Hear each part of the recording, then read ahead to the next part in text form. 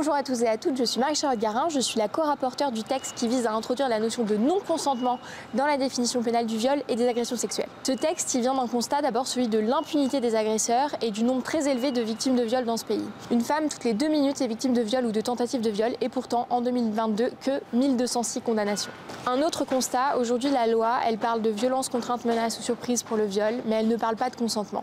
Et parce qu'elle est silencieuse, cette notion de consentement elle peut être instrumentalisée par les agresseurs.